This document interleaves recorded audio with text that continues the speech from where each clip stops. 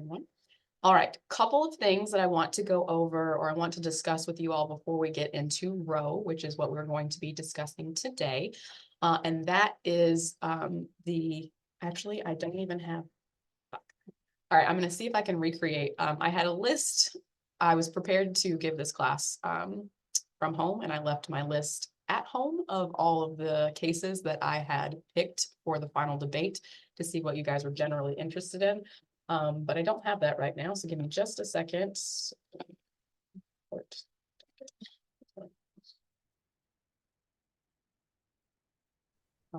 There are several cases that I want to discuss to kind of see what you guys are generally more interested in debating.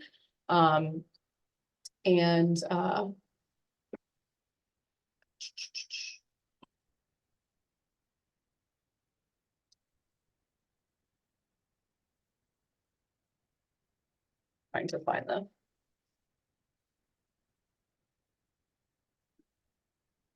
list that I had the other day. Great, here we are. All right, got it all pulled up. So we'll talk through what topics might be interesting, and then we'll divide up into teams. Then we'll talk about row. After we finish row, we will not get into Dobbs because we're going to save that for Monday. And Monday, Ben is going to present / lead the discussion on Dobbs because this was his case as a graduate student. So he is going to lead the charge then, but I'll set it all up for us today after we talk about what kinds of cases that we're hoping to do for the debate. So I typically pick two issues, and then we do two separate teams. So let me know.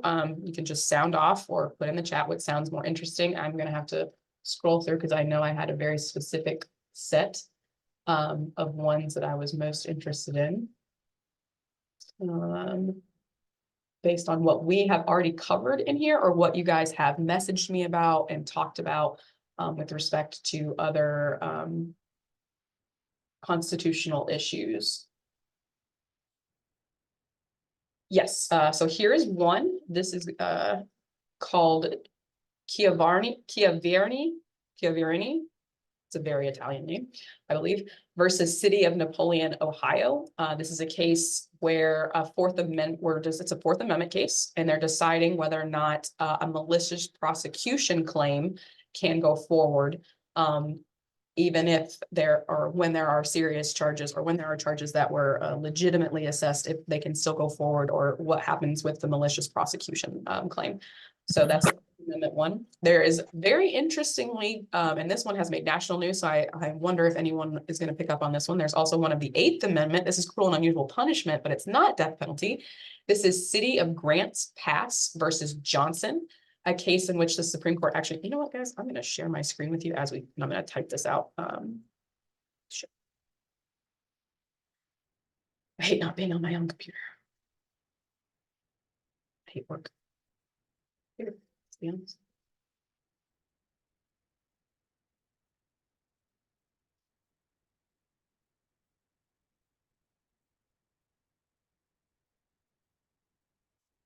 All right. So now I'm going to share my screen with you so that we can talk about which ones we want.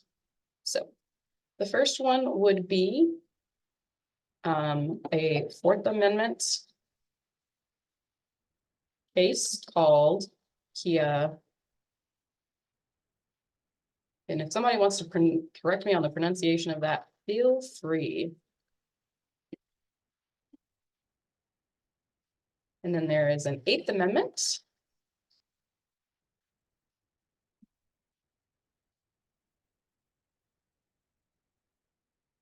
And this one is, this is malicious prosecution.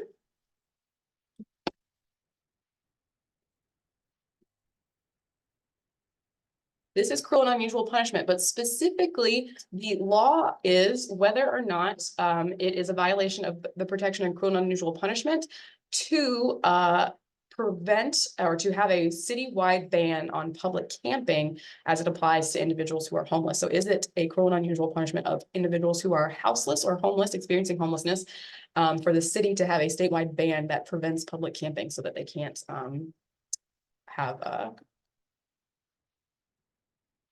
housing or some version of shelter?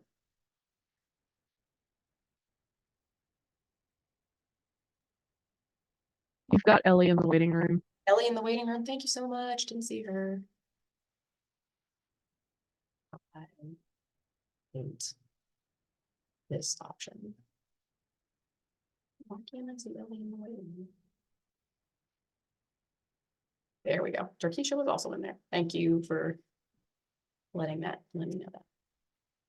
So that's where we're at so far. City grants, there are definitely more.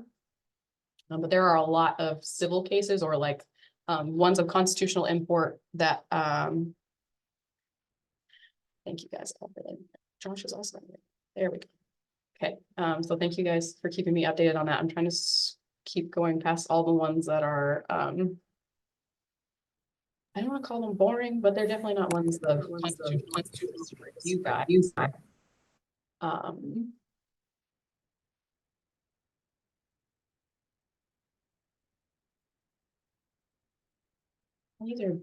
I had like 5 written out. I'm super frustrated. There's another one. It holds. This is Ellie. Oops. Josh. So I don't have to hear myself talk. Thank you so much. This is abortion pill. So this is the FDA versus the Alliance for Hippocratic Medicine. We want to debate that. Then there is there's another probable cause one on 4th Amendment. And this is about more of if previous arrests can be used. So this is probable cause. This is that totality of circumstance issue that we saw we had to deal with a lot because the Supreme Court refuses to give us a workable test and instead says the totality of circumstances. So they're going to have to take that up again in Gonzalez v. Trevino. And then there are a couple more that I know you guys might have been really interested in. By the way, the one that we did last semester for anyone who's in who was in Law and Society, Linkey versus Freed has been decided and an issue or opinion has been issued on that case. So if you wanted to read it, it is now available. Oh, and this one is a great one, double jeopardy. We didn't get to a lot in the 5th Amendment because typically, like I said, it's more of the federal due process, but this case has brought up a really interesting issue of double jeopardy. And so what this court did was a person was found not guilty by reason of insanity, which like you guys know, that doesn't mean that you're actually not guilty. You actually do go to the state hospital.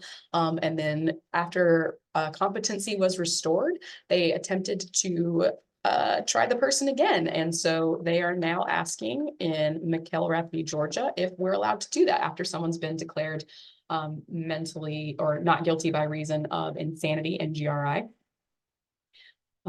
So we'll evaluate that. Oh, and then there was one more. I know it was in Missouri and there's a couple from Missouri.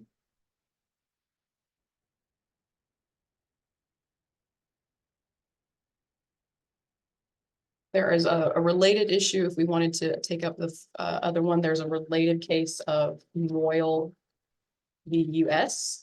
Establishing necessary stabilizing treatment for women who are experiencing emergency pregnancy issues and may need an abortion at that point. So the court's going to take up that as well. There are some on that same social media issue, and whether or not it violates someone's First Amendment right, if we wanted to go all the way back to First Amendment. And that one is called Murthy. This is another this is another social media issue where whether it's a violation of someone's First Amendment right to essentially not be blocked, but whether it has to do with essentially fake news and whether or not you're allowing misinformation to persist. One that I will admit that I am very interested in because it combines both the First and Second Amendment is the NRA versus Wuyo.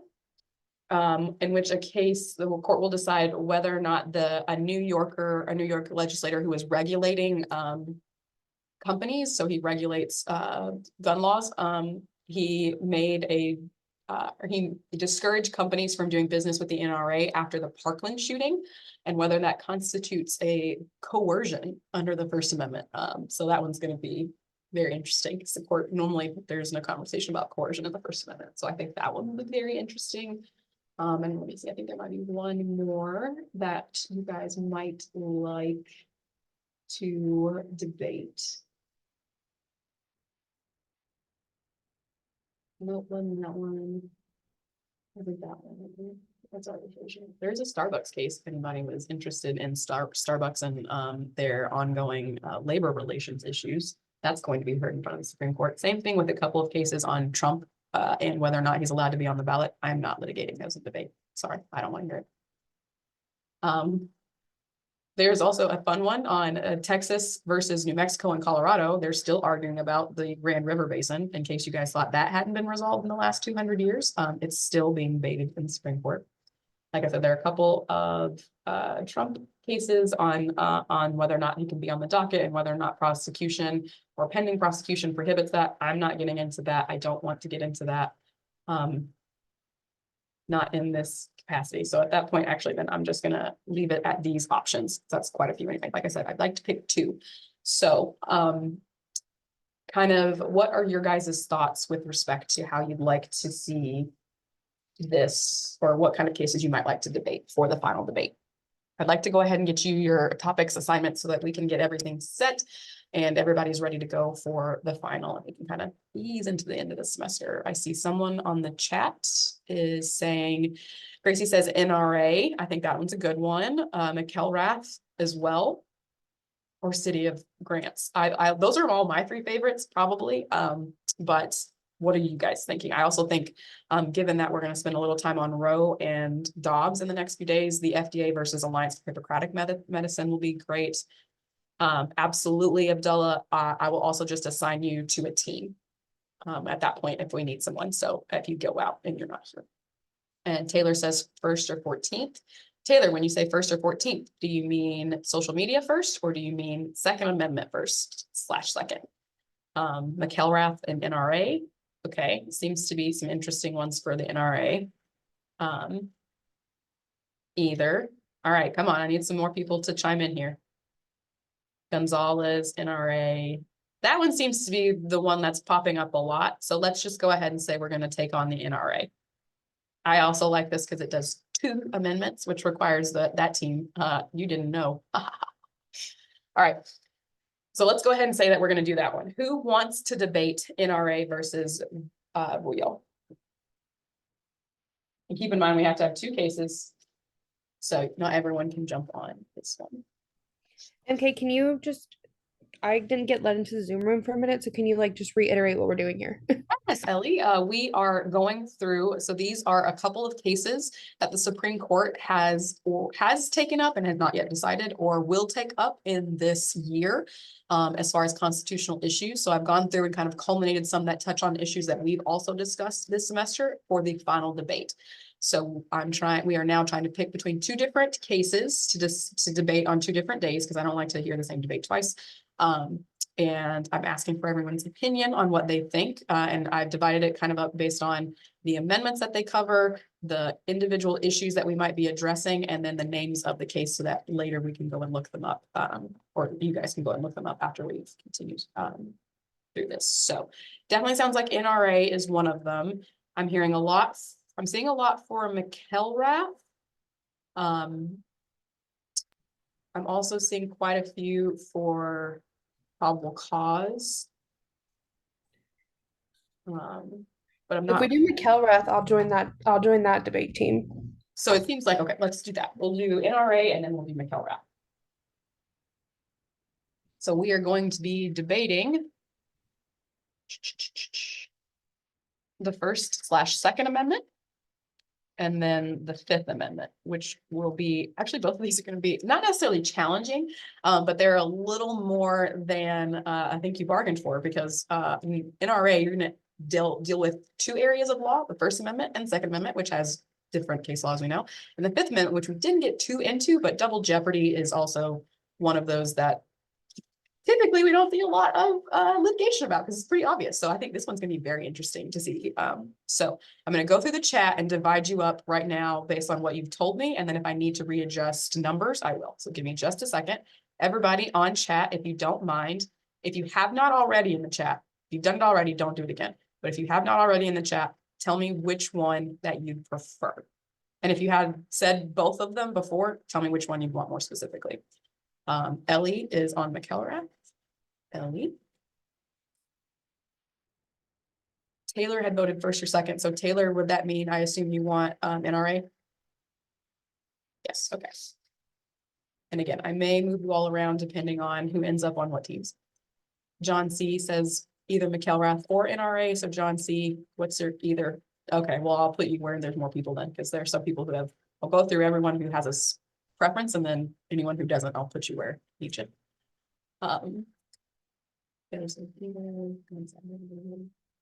Adrian had said NRA, so Adrian's going on that team. Michaela had said both, so I'm going to skip past that for now. Kevin had said NRA, so I'm going to put Kevin over there. Naya said City of Grant, which we decided not to. Victoria says McElrath. Michaela says McElrath. Naya says McElrath. Gracie McElrath, okay. Jarkeisha.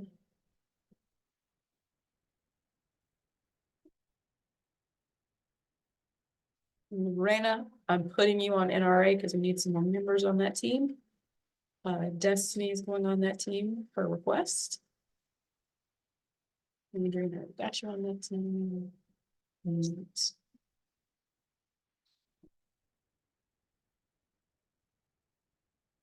Ben. Great, Ben, thank you. Sorry, not to sing, I'm just making sure everybody's okay. Kevin, Adrian, Ben, Josh says, and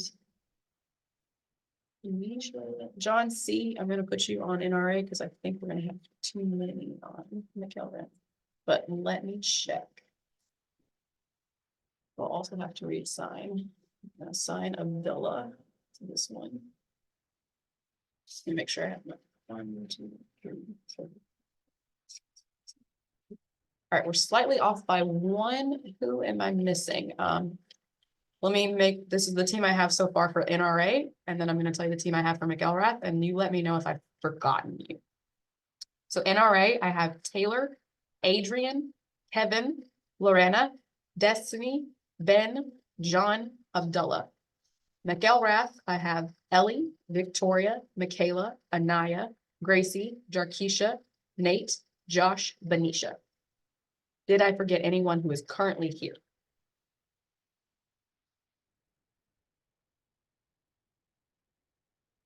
I'm going to stop this share.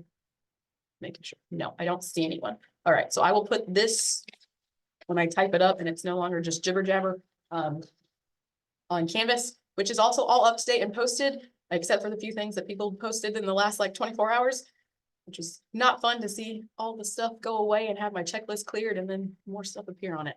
But that's all right. It's what you guys are supposed to do. Just keep in mind that you can still continue to submit.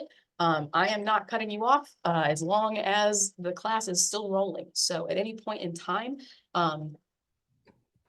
sorry, I'm also going through and marking everybody's attendance for today to make sure that. Okay, if we miss the final for whatever reason, what is the? So glad you asked. Getting to that.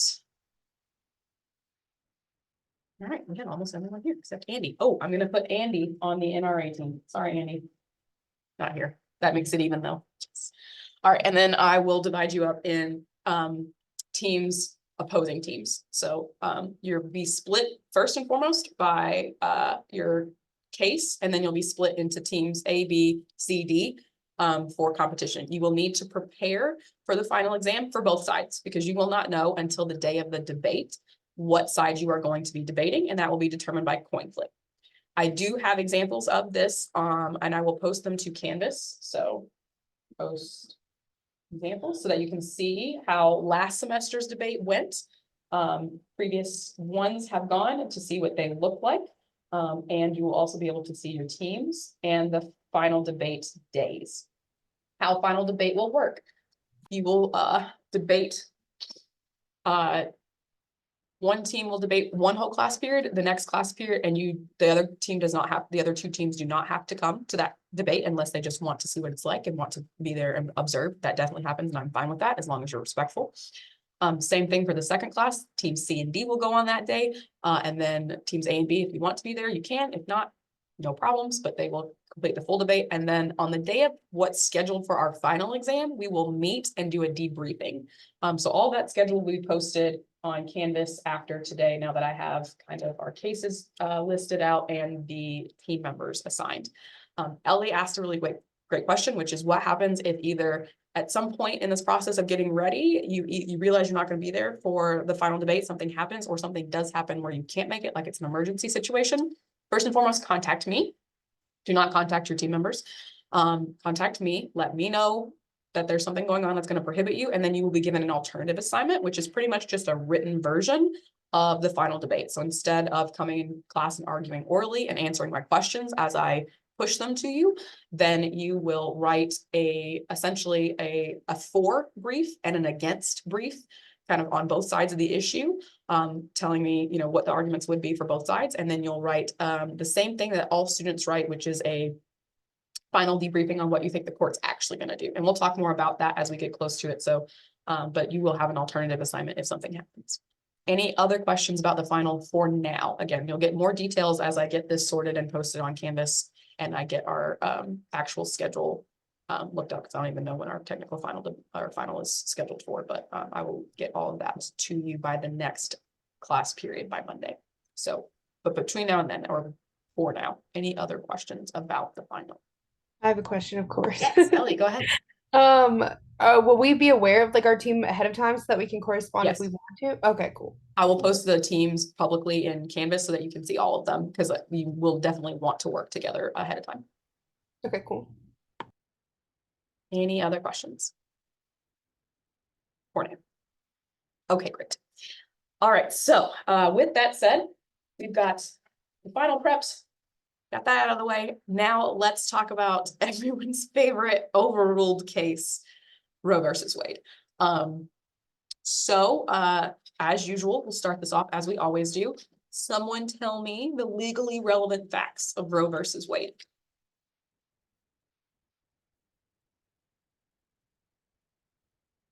Not everybody at once. Okay, fine. I'll go. Yes, Ellie. I'm getting my yapping points early today. Basically, Roe v. Wade argues. Are we talking about Roe v. Wade or the overturning of Roe v. Wade? We're talking about the actual original Roe case. I want to know just the legally relevant facts. No argument yet, just what happened to create this case. Okay, a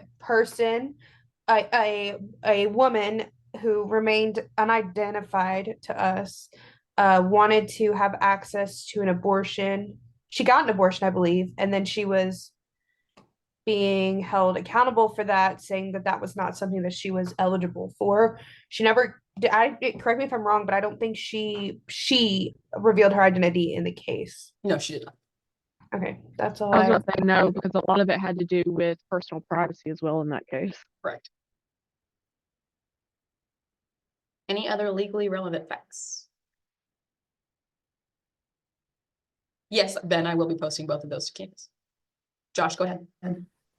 Wasn't there also a woman and a couple, a couple who didn't have a kid, but they were told that they couldn't have a kid due to health complications, and because of, they were together, they were gonna have, I guess, intercourse, and they were trying to figure out if they were to have a kid, would they be allowed to have the same abortion rights, but didn't the court dismiss it because they were able to predict that far ahead or to figure that out? Yes, perfect.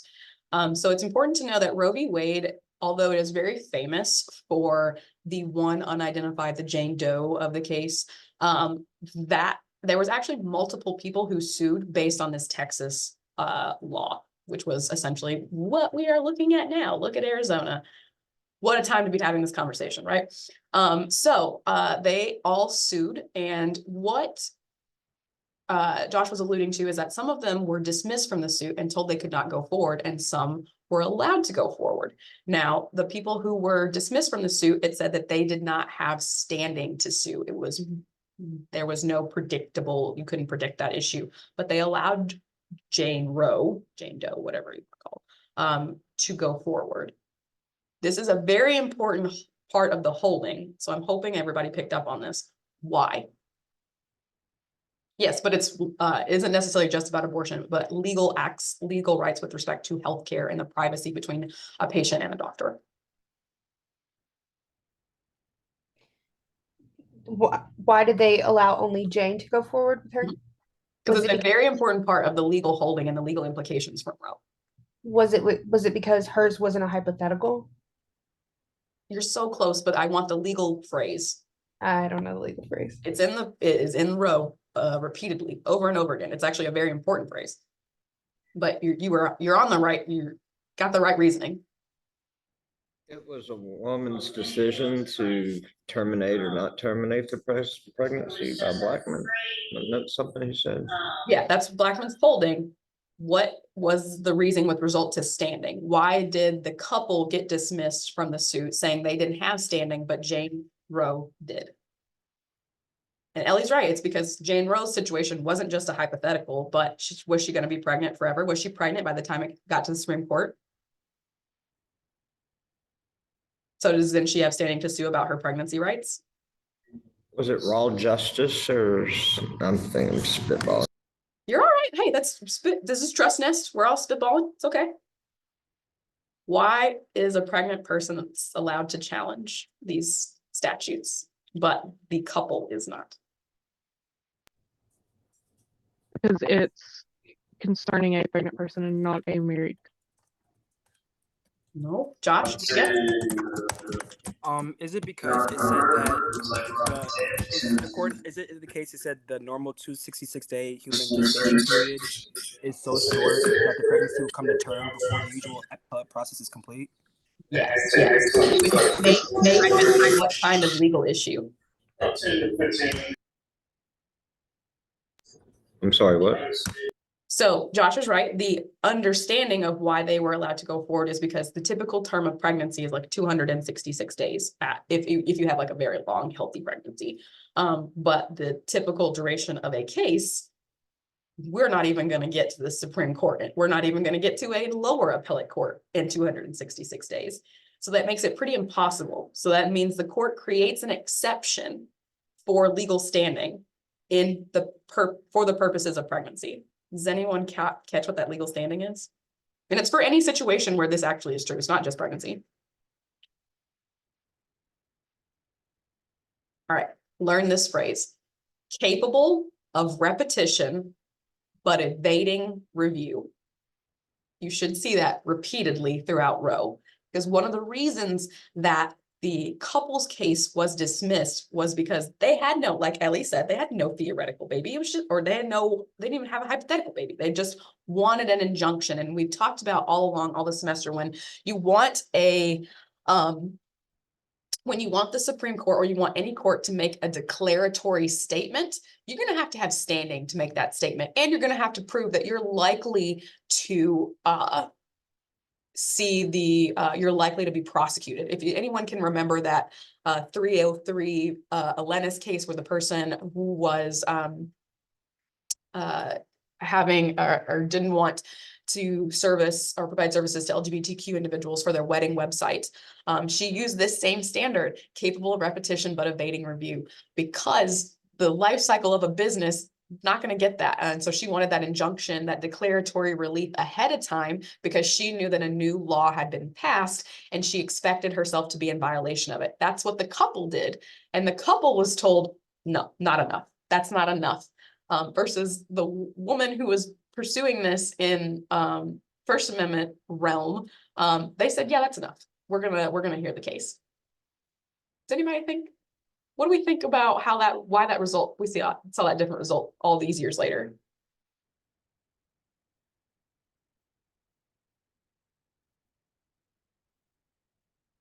Because we allowed the young woman who was, having a website that didn't want to provide wedding website services to LGBTQ individuals, wanted an injunction because she was afraid that she would be prosecuted under a new law.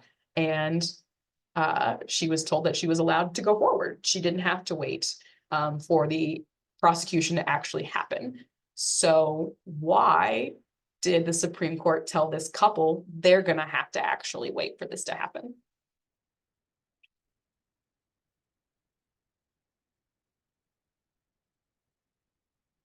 Sure, this is a total trust nest, just guess. There is no wrong or right answer. Is It's it not because guaranteed you would that have to be, someone's gonna have a baby. Yes, Michaela, Taylor, go ahead. is it because the fetus could be considered evidence? Ooh, that's a nice one. Maybe it could. Is a fetus evidence? No, Georgia says the fetus is a human life, right? But wouldn't, even say like in a murder case or an abuse case, wouldn't the person still be evidence? Absolutely, a person is still evidence. A human is evidence. A body is evidence. Victims are evidence. Why do we think the Supreme Court did that? And they said, yes, we will rule on this one, but no, we're not touching that. Because remember, it takes 4. You have to have a rule of 4 members of the Supreme Court to vote that they want to hear a case. And then, of course, they have to agree that it has standing. So why would the Supreme Court have said, Elenis, you have standing, even though no prosecution has happened to you and there's no threat of prosecution, but Mr. and Mrs. Doe, you do not have standing, despite the fact that you could easily become pregnant and then be in this exact position. Is it just because of the different courts? Possibly. That's what I'm asking. It's like, I'm not asking because I think there's a right or wrong answer. I'm Oh. asking, why do we think we see this result? I think one of them is, one, it's a very different court. We're talking about a 1970s court versus a 2023. I think they heard that case in 2023, the 2023 court. Very different. Also, what kind of issues are we addressing? One is like business and one is like deeply personal. I was just about to say, like, could it be because it has financial and it's a business and they're going to side with hearing something that has to do with economic advantage? I think that's absolutely part of it. I think it's way easier to make a decision about a business that, it's just business, right? We're just doing business versus when we make a decision about a couple and what they are allowed to do, that's getting into a lot more personal. And I don't think judges want to touch that. I don't think they wanted to touch that at all. They didn't want to touch Roe, generally speaking, but 4 of them voted to. Why do we think we got 4 votes on Roe? Who writes the opinion? Blackman? Blackman writes the opinion. That's true. Who else is on the court? For the first time. It's literally all men. Is it?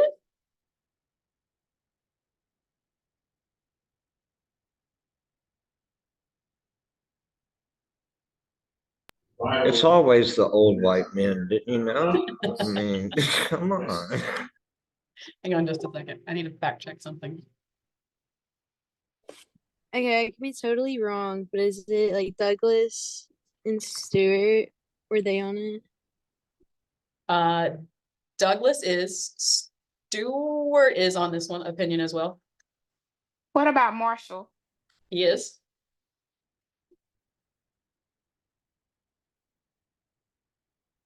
And I think the other one, Powell, something like that. Was it Powell?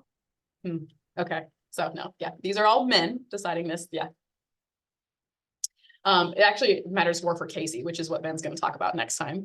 Comes in Cassandra Day O'Connor, the first woman ever appointed to Supreme Court, comes on in 81, and then Casey, one of the next major decisions. That's kind of, if you look at the overarching kind of national trend or national trajectory of abortion cases, it goes, at least big important ones are Roe, Casey, and Ben's going to talk to us about that one on Monday, because it's the precursor really for Dobbs. We really see a lot of what the court is kind of, again, in the sense, what they're telling them they're going to do.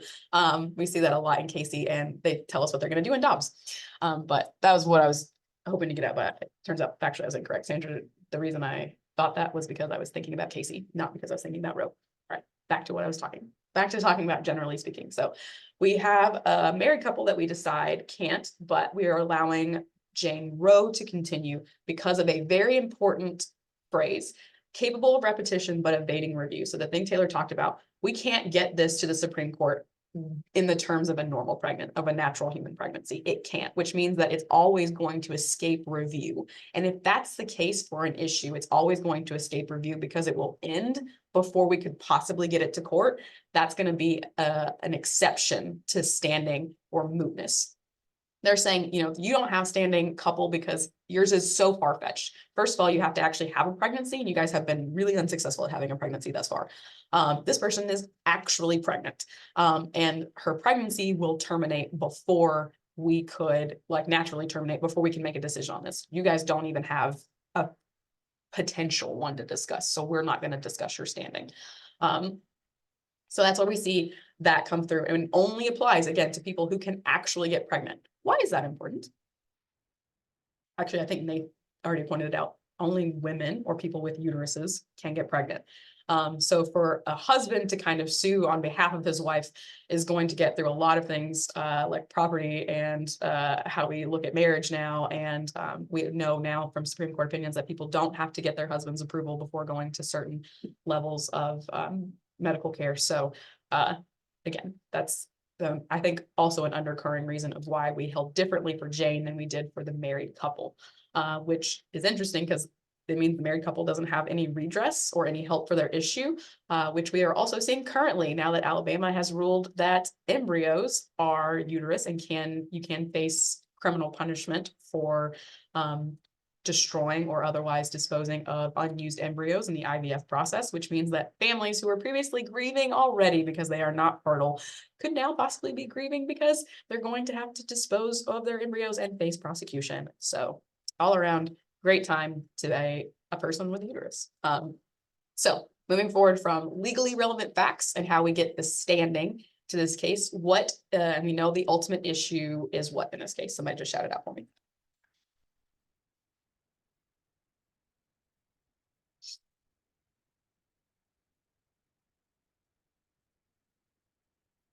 Abortion.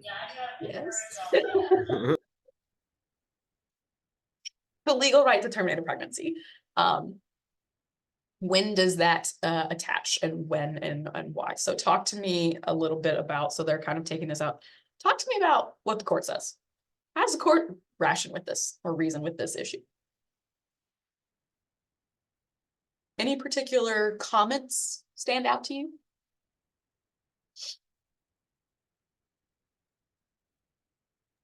I know that they talk about, like, they dissect the trimesters and talk about Yes. like viability and when they are allowed to regulate and when they're not.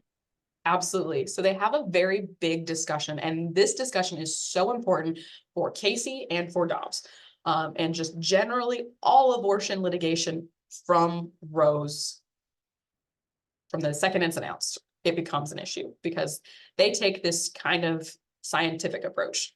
And it's funny again to me because none of these individuals have ever had a pregnancy, nor could they ever have a pregnancy, but they're breaking it down and deciding essentially at what point you can and cannot regulate abortion, or the right to terminate someone's pregnancy. So talk to me about viability. Michaela, go ahead. Oh, I had a comment about something No, else. go right ahead. I also thought it was interesting that it says only the pregnant woman and her attending physician can make the decision.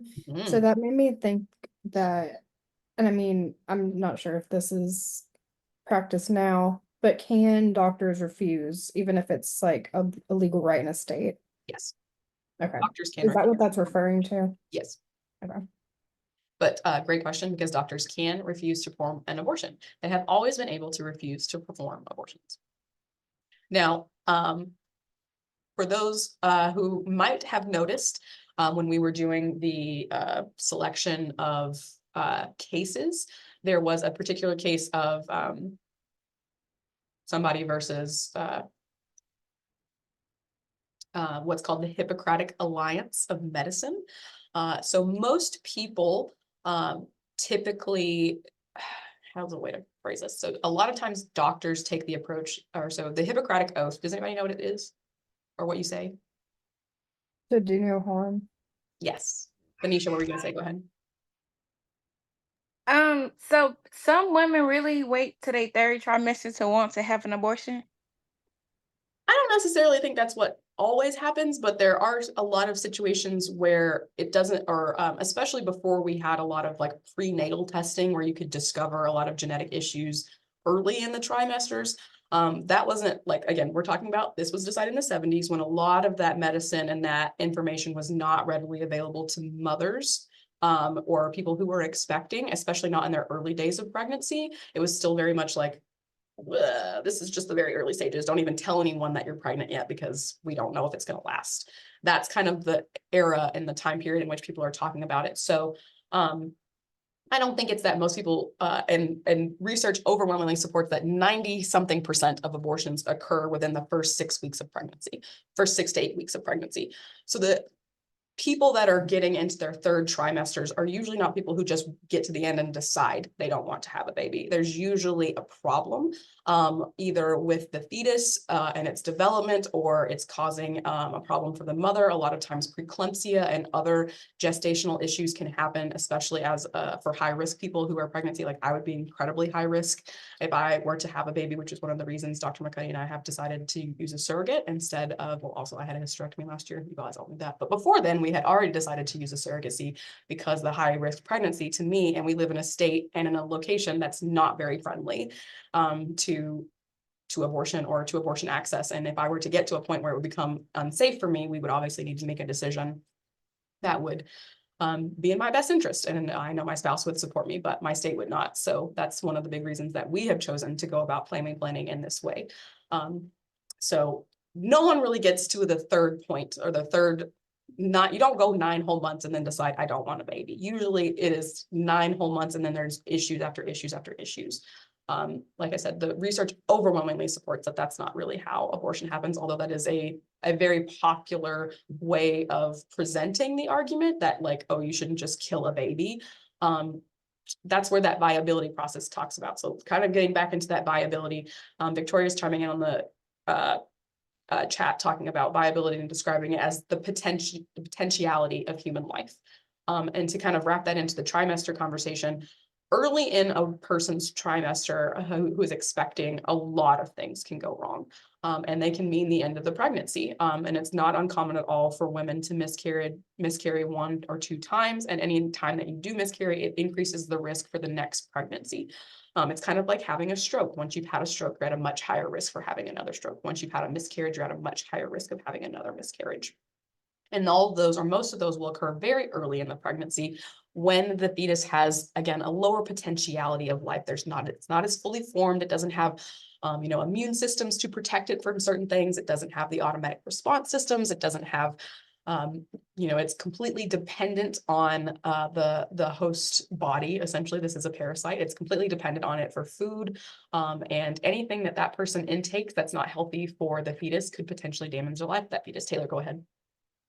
I was also going to say, just like in case anybody on here, I'm not trying to offend anybody by suggesting that you don't know anything, but a lot of people don't understand that when we are talking about in reference to abortion, that can also carry over as a miscarriage. Yes. And that's why it is a huge deal when we talk about criminalizing those who have an abortion, because if a woman is to come into the hospital because they're in their 2nd trimester and something went wrong and they have a miscarriage, well, if it's criminalized, even though it's something that's out of her control, now she can face potential prison time for something that her body naturally did. So this is an issue that I'm not going to apologize actually for being emotional about this issue. It's really fucking hard to be a person that is femme, a person that had a uterus in society today. Because as Taylor just pointed out, even our miscarriages can be criminalized. I don't know if any of you are familiar with Allie Phillips. She is running for office. I'm super inspired by her. She's like a young 20-something-year-old individual. She was in her second pregnancy. They had already named the baby Miley Rose. They were very excited about the baby. She went in, she filmed herself actually getting the news that the baby was not viable and that there was no more heartbeat. And at that point, that's a miscarriage. But there's still something in your belly, there's still something in your uterus, and we have to go through the process of having that removed. Otherwise, it will continue to decay inside your body, and that's very unsafe for you. So you have to go through the process that is technically considered an abortion, because it is removing the baby from the mother prior to the birth. So she had to have an abortion. And so she's running for office now in this huge campaign. She's made it significantly a lot farther. So if anybody want to look up, she's running in a congressional district kind of up towards Nashville in the top left corner of the state. If you're looking at it on a map, Allie, Allie Phillips, Phillips. She looks like she could be my sister. She's like a little shorter than me, pretty petite, super tight, curly blonde hair. And this happened to her. And now she's refusing to allow Tennessee to keep letting this happen to other women, saying that we have a huge misunderstanding about this process. One, because we have a huge misunderstanding about women's health. And to tell you how much we don't understand about women's health, I actually just learned at my own pelvic floor therapy appointment how my body was reattached after my surgery. That wasn't a conversation we had after it. I didn't know that the way that they were going to reattach things would create significant amounts of scar tissue, which could cause digestive issues. It can cause a whole host of urinary tract infections or other things. And like, these aren't things that are commonly discussed. And I had a surgery, and I'm a person who's been a part of the cancer community and like generally been around a lot of medical things for the last 10 years. And this is still stuff that I don't know. So when I say we don't know a lot about this, we don't. And we're just now unlearning a lot of things that we thought were true, especially from this 70s time period. So we're all having these conversations with a 2023 lens. They didn't even have this much information back in the 70s. So them talking about potentiality of life and dividing it up by trimesters just seems, especially now, so far removed. So in some sense, I definitely think Roe needed to be updated, period. I don't think that it was a super workable standard at this point in kind of where we've gotten to with medical understanding and with our understanding about how uteruses and babies develop and how that process goes. So I think that there is a lot to that, that, you know, I'm not going to say Dobbs solves, it does not. I'm just saying there was a kind of a reason, and that is that how would you know a baby is viable and has the potential for life? You wouldn't unless you have medical advancements to tell you. Exactly. And most of the times we didn't have those. We just believed that at a certain point when so much of the baby has developed, it could theoretically, if it were taken from the mother. So the mother said, as Benicia asked earlier, hey, I just don't want this baby in the third trimester. If it could be taken from the person at that point and live on its own, we would consider it viable. And that's kind of the only standard that we have. What's the problem with that? No one see any potential issues with that? It seems, if you're a man, straightforward.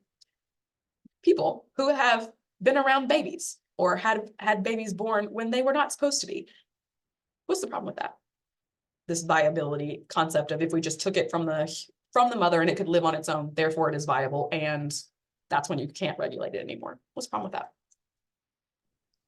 Well, that's also subjective because for breastfeeding mothers, okay, I didn't Yes, think that was you're the 100% answer. right. Absolutely, go. For breastfeeding mothers, your child technically can't live without you. You're its source of food.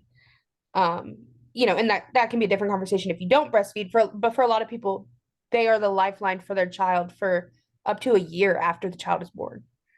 Absolutely. So then what does that mean to not be able to live with it? Or what about just the general subjectiveness of development?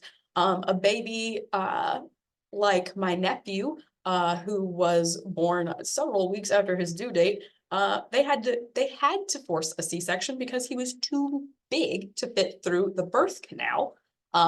So obviously could definitely survive on his own, but couldn't have got out on his own. where does that put I refer to her as my partner. Where does that put my partner? My sister. As far as like whether or not the medicine that she received could be regulated. Or what about babies who come early? If a baby comes super early in the second trimester, and doesn't survive, like, is that an abortion? I would hope not. I would hope not too. But you know, some babies live, like when they go into the NICU, some babies live and they become very healthy and it's great. Some babies do not because it was too early. Or some have some like effects where because they Mhm. came early, like my niece, she came very early. So like she's still like she's very delayed, like on her right side of like walking, like norm like if you see other like 1 year olds, they be walking and everything, but she's still like not ready yet because she was just born early. Yeah, and we see those long-term effects. Would that mean that, you know, your sister is guilty of child abuse because she had the baby early and, you know, has these complications from being in the NICU? We would certainly hope not. But when we start kind of trying to pinpoint these very human things into law, we start to see where, to me, this is where it becomes the most obvious that law is completely made up and that the people who are in power make the decisions. Because this isn't informed by any degree of medical science. Tell me, did you see any medical opinions or doctors cited in Roe versus Wade? Because remember, amicus briefs are allowed to be written. Doctors definitely wrote amicus briefs and said, hey, this is what you should do. Did we see that cited in the opinion at all? Well, isn't that kind of what's happening with the myofascial, the yeah. Like even the Supreme Court was like, who are you to challenge the FDA? Like who are you people to just anti-abortion? Like, so you know it's bad when even the Supreme Court's like, wait, guys, we don't know what we're talking about. Right? Because they're saying like, I mean, the FDA said it was fine and it's safe. You just don't like it. That's not the same thing. So yes, absolutely. They are even admitting to themselves, we don't, the FDA made this ruling. We didn't make the ruling. The FDA made it. Does that give you a lot of confidence?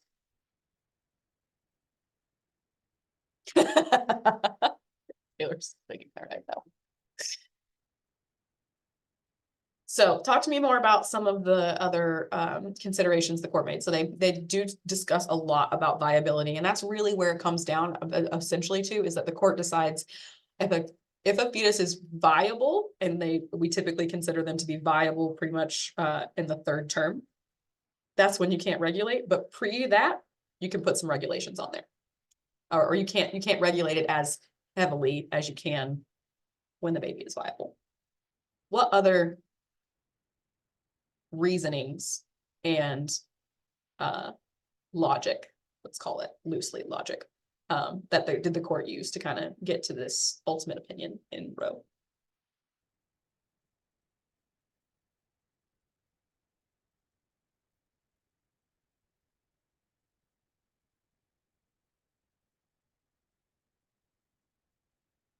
John hasn't talked today. Ben hasn't talked today. I would call out Anaya because she was here earlier, but she's not in. So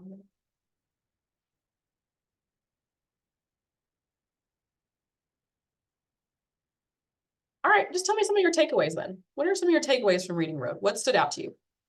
Other than this is 9 men making a decision about a body that they don't have and clearly are unfamiliar with, which to me, as a person, I'm like, I feel sorry for your spouses. Like, if this is how much they misunderstand pregnancy, how much do they understand a period, which you go through once a month?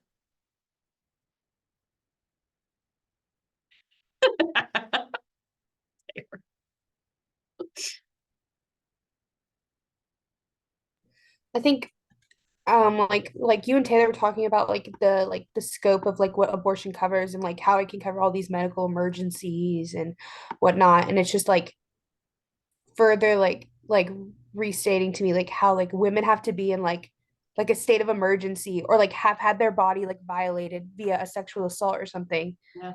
have access to like the autonomy of their own body. It's like if you don't want to have a baby, you should just be able to not have the baby. Not because you're in a medical emergency or because you were raped or whatnot. It should just be like something bad shouldn't have to happen to you for you to be able to make a decision about your body. And so that's like something that really like stands out to me with Roe as well.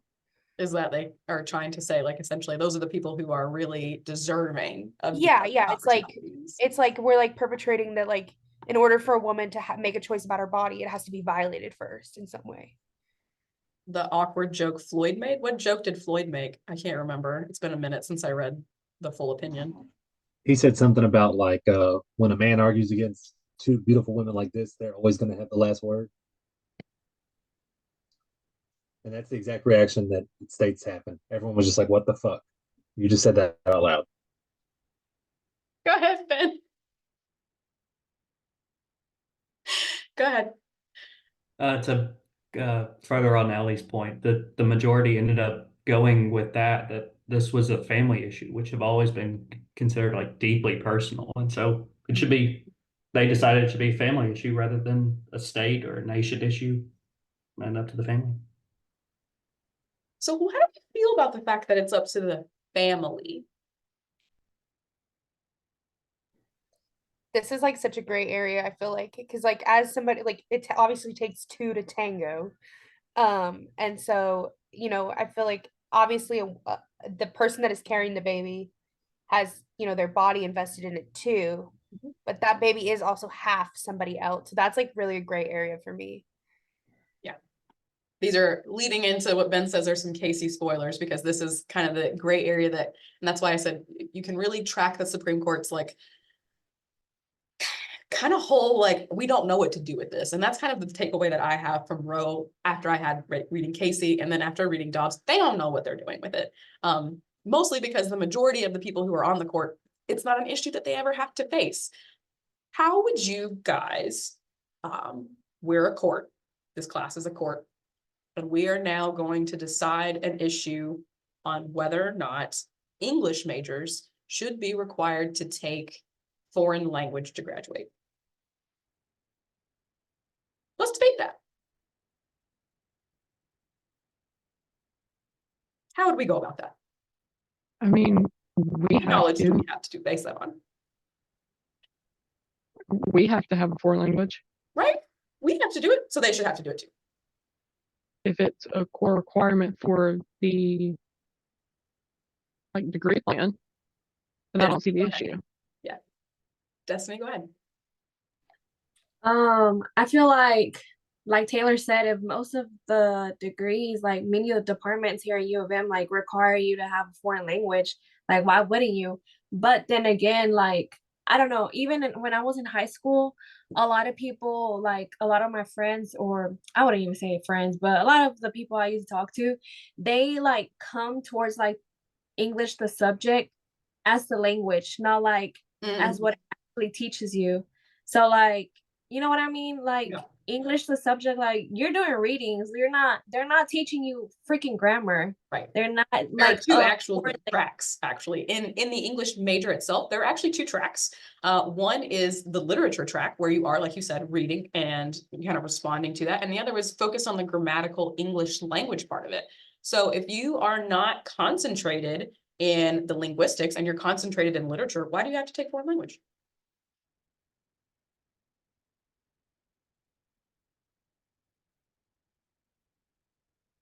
To be able to teach it to those that don't speak English. So my point in kind of pushing this discussion is that like, we're all doing this and we're like, maybe this is how we should make the decision. We had to do it. Maybe they should have to. That's no different than 9 men who don't know what it's like to have a pregnancy, who don't know what it's like to have a uterus, who don't know what it's like to have a baby, saying, how should we regulate this? We have some idea of it because we also have human bodies and we have wives. And some of us have children. But that's kind of as close as I can personally understand it. Go ahead, Lorena. I don't know. I found it interesting seeing how none of them really had kind of that like conscious thought of like, if my wife was pregnant and in a situation like for men where they have to decide like what do they pick, if they pick their wife over the baby, then they could also be criminalized and, you know, be held up with charges. So it's like, did you not even consider that? Or even if during that time frame they didn't like women and they liked men, but you know, men are obviously going to be in the closet in that sense. Still, like, how would you not take that into account and then kind of still have the sense of idea of like a fetus is a living thing and like human is evidence? So I don't know, like that. I'm like, you're kind of dumb. But So I think that is a great point. How could you have missed that? Do we think that that was intentional, or do we think that that might have been, or do we think that was unintentional, that they just unintentionally missed it? Or do we think that maybe, because remember when we were talking about other cases, like when Scalia said he could see himself getting into trouble because there's things on his phone. Do we think maybe the possibility is they don't see themselves getting into trouble for this, even their wives or their mistresses? Why? Because they can cover it up. Clarence Thomas. Like, I'm not alleging that, like, obviously him and his wife have done that. I don't know anything about it. I don't even know if he has children. I'm not going to, but we know that Supreme Court justices are more likely, no matter where they sit on the political spectrum, but when they can see themselves having to deal with the implications of their decisions, they are much more likely to vote in a manner that I think would be more consistent with the general population. Like if we go back to Riley and the search of a cell phone, all of us think a warrant should be required to search our cell phone because of how much information you can get on it. And Scalia, a ride or die conservative justice, says, yep, I agree. Because they can see themselves in that situation. It's a situation where they can absolutely get pulled over and have someone go through all of their phone without a warrant if they make that decision. If these justices make this decision and say, no, we're not going to do that, does it have any effect on them or even on the people immediately around them?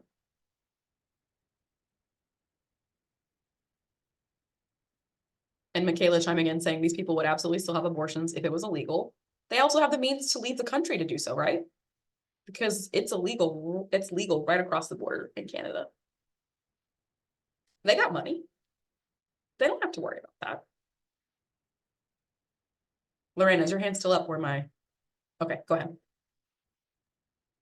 I don't know, it's just, it seems like they think they're like invincible and like they wouldn't be affected by anything. But then I wanted to like touch base on what you said earlier about if English majors should be required to do a foreign language. If I was a court and deciding on that, I wouldn't put my 2 cents into it. I would just be like, no, honestly, because I'm also like putting myself in that situation. I'm not an English major and I don't know exactly how much work they have to do, how much time they have to really put into it.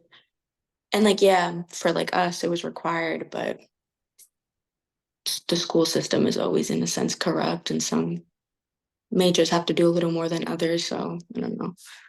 I feel like just putting or making a decision on that just kind of creates more chaos than good. Just so you guys know, English majors do have to take a foreign language. Anyone in the College of Arts and Sciences who's getting a degree in the arts has to take a foreign language. So you were not alone. People who do not have to take it are people who are taking the hard sciences, or people who are in the engineering college. People who are engineers do not have to take a foreign language. So if we wanted to have a debate, then we'd have a real one, in which case I would be on the other side, which is my brother is one of the smartest people that I know. And I'm an advisor at this college and he's one of the smartest people I know. And if I had made him take a foreign language, I'm pretty sure he would have quit college because all the things that he was already doing, so much algebra, so much, I'm not gonna say algebra, it's definitely way above that. What happens after algebra? I checked out completely as a student in math. I don't know. I think there's trig, something trig. Geometry, no. Geometry, some angles.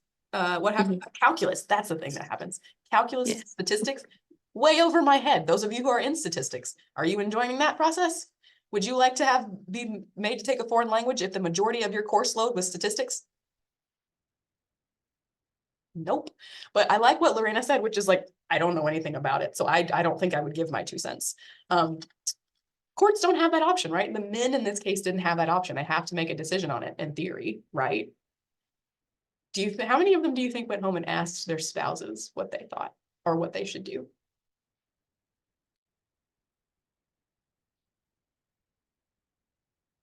You think 7 of them did then? Which 7? Which 2 do you think didn't ask? The 2 dissenters. Fair enough. Fair enough. I think that, I think Taylor's probably right. I think probably 0. I don't think any of them went home and asked their spouses whether or not they did that. I've known a lot of judges in my day. I can guarantee you the majority of them did not go home at the end of the day and ask their wife what she thought about the case or what she would have done. And I knew a lot of really amazing judges, and I knew some of their wives. Still wouldn't have done it. Why? Do judges have to consult anyone else when they're interpreting the law? What's the Constitution say?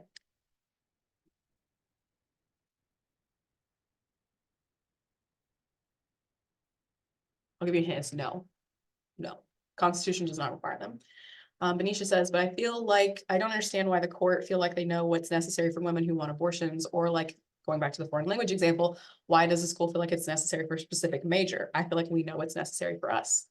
So that concept of like the person knowing, so in criminal practice, when I was a defense attorney, we would operate under what's called client-led or client-centered approaches. And a lot of social work organizations use this as well, where we assume that the person who is experiencing it is the expert in what they need. So as a social worker, I'm never supposed to presume that a client who comes to me, even if she's coming to me and saying, I have an issue, or, you know, my partner and I are in a situation and I'm repeatedly being assaulted. I might say, well, you need to get out of there. I am not the expert. That person is the expert. That sounds very difficult. What do you need for help? Because maybe they don't want out. Maybe they just want that person to get counseling. Maybe they just want a listening ear. You're not the expert. So that's kind of an approach that social work, and it's coming more like trauma informed. So other helping agencies like public defenders are adapting it and letting that person be the lead and the guide. Why don't we, then Taylor, we know our own bodies. I know my own body better than literally any of my doctors, and I have like an arsenal of them. I have all of them, and I still know my body better than those doctors do. But the medical system will also gaslight you into believing that you don't know your body better than they do. Destiny, go ahead. You had your hand up for a minute. Yeah.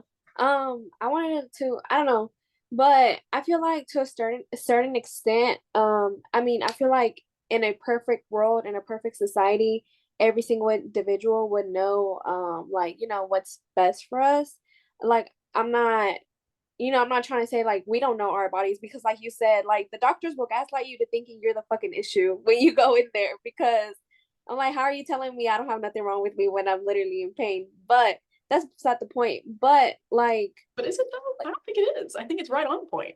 Go ahead. but like, I don't know. I feel like some people just, maybe because of their backgrounds, or you know, you might think everyone knows what, you know, some people are just, they just need help, and they, yeah, I don't know where I'm going with this, but I feel like in the perfect world, well, in the society we are in, to a certain extent, not all of us know what's best for us, and we just go off what like society norms there's Right.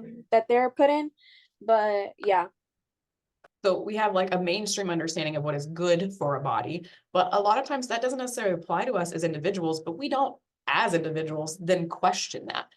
So for instance, if how many of you have ever questioned whether or not you're getting or whether or not your BMI is correct, or whether or not like you're overweight according to your BMI? Did any of you know that like that's a, like most now medical practices consider that to be a wholly inaccurate measure of health? But if you look at a BMI, and people will still ask about your BMI, it is still a standard accepted practice to ask about someone's BMI or to take their BMI and get those measurements, even though most medical science recognizes that it is not an indicator of health. So Benicia saying, yes, I knew that. Michaela chiming in, saying something that's very similar to, I think, most feminine presenting individual, which is your BMI scale is your origin story. For Dr. McCuddy, that is also true. If anyone ever asked him what his origin story is absolutely his BMI. Yeah, and it calls skinny people overweight all the time. I am overweight according to my BMI. Benicia says hers, she's overweight too. I'm not, I don't even care if I am fat because it's not a hurtful thing. But also like, and John is chiming in saying the military still uses the BMI and thinks it's the greatest thing around. Why would that be the case? Because nobody wants to update their medical understanding. Yes. And if we don't update it, it's still easy to very easily dichotomize people, right? Especially, and that's what the military needs to do efficiently. BMI, not good enough, out. Like you don't have time to sit and be like, well, this is a healthy person or not a healthy person. Then we'd have to really actually give people a fair shot and really evaluate them on their own criteria instead of just boxes that we can check. Go ahead, Ted, keep going. So for just an example, I feel like this is an issue in health overall, but especially in women's health. I was on birth control for a very long time. Like, to be completely transparent, I was on birth control from the age 10 till I was about 21.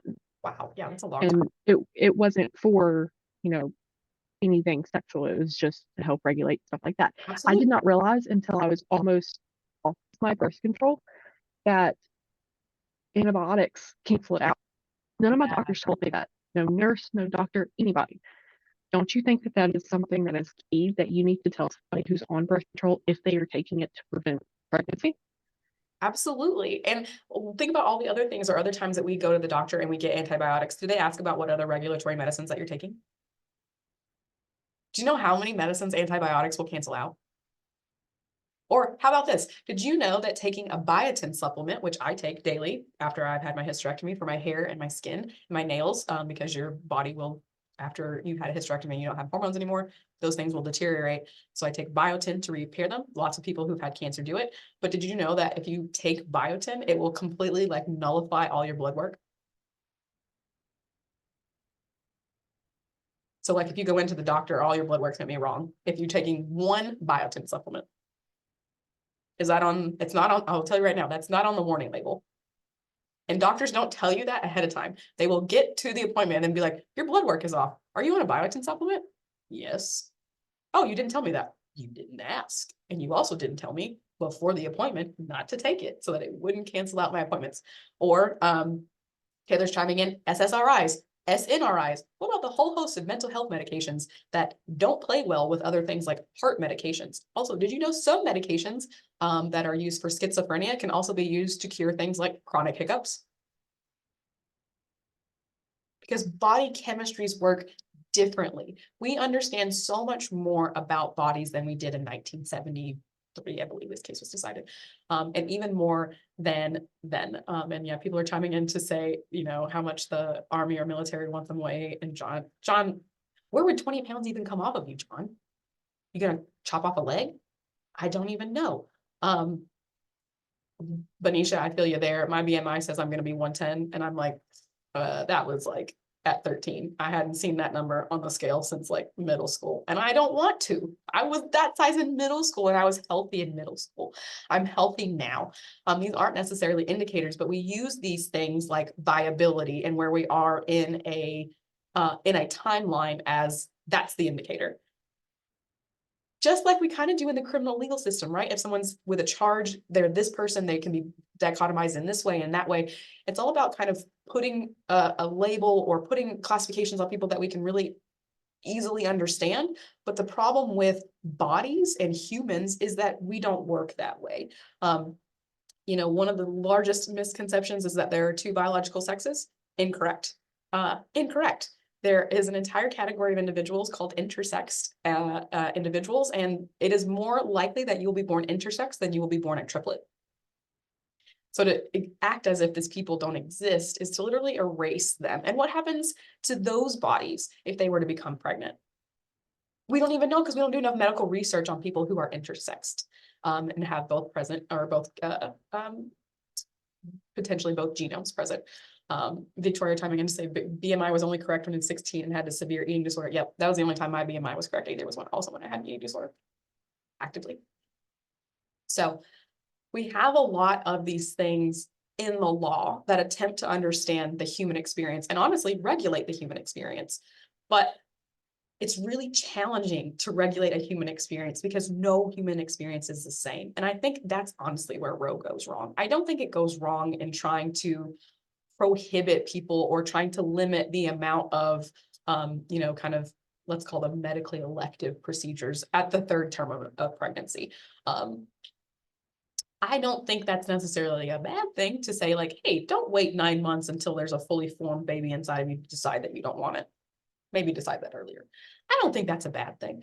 What I do think we have a problem with in Roe and why it continues to become an issue and why I ultimately think it gets it overturned is because it gives us an unworkable test, legally speaking. It gives us an unworkable test, which is viability.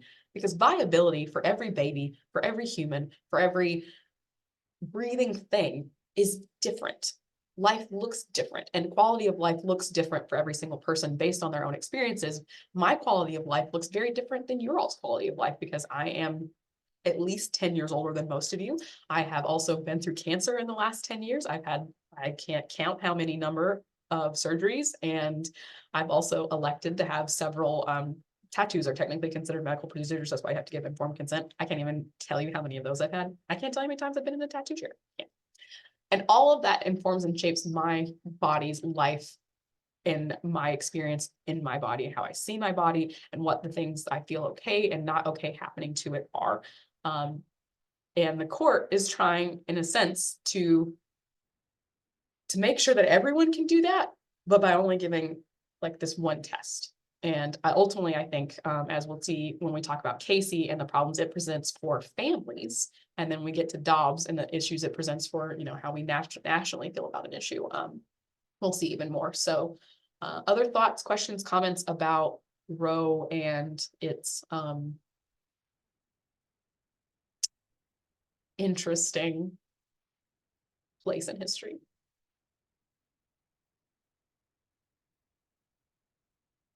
Question, did anyone like this case? So like, when you read a case and you're like, yes, this is Roe, this is what's supposed to happen. Did you read Roe and feel that way? So when I read Obergefell, the case that legalized and made same-sex marriage the floor across the, John says no, thank you for being honest, John, and thank you for chiming in. You do have all your points for today.